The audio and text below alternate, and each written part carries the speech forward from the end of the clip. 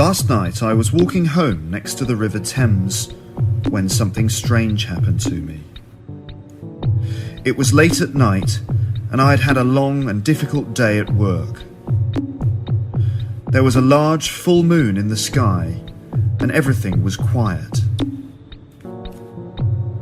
I was tired and lonely, and I'd just had a few pints of beer in my local pub, so I decided to stop by the riverside and look at the moon for a while.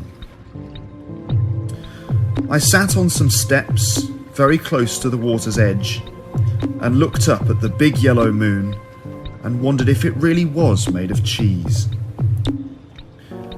I felt very tired, so I closed my eyes, and after a few minutes, I fell asleep.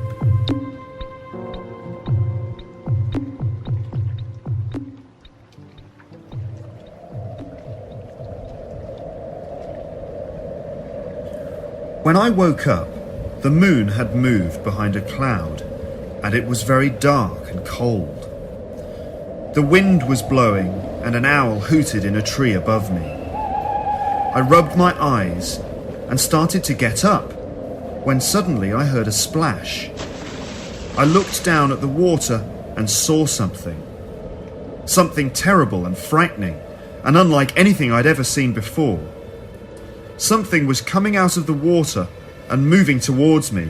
Something green and strange and ugly. It was a long green arm, and it was stretching out from the water to grab my leg. I was so scared that I couldn't move. I'd never been so scared in my whole life. The cold green hand was moving closer and closer when suddenly there was a blue flash and a strange noise from behind me. Someone jumped onto the stairs next to me. He was wearing strange clothes and he had a crazy look in his eyes. He shouted, "Get back!" and pointed something at the monster in the water.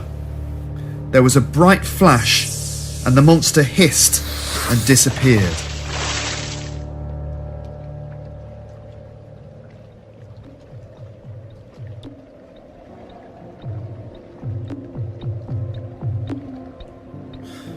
I looked up at the man.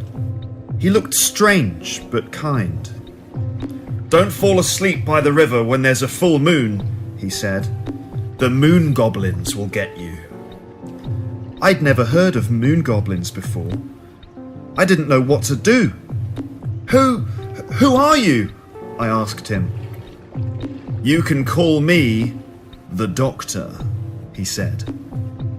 I was trying to think of something else to say when he turned around and said, "Watch the stars at night and be careful of the full moon." I was trying to understand what he meant when there was another blue flash and I closed my eyes. When I opened them again, he had gone. I couldn't believe what had happened. What on earth were moon goblins? And who was the mysterious doctor? And why had he saved me? I was determined to find the answers to these strange questions.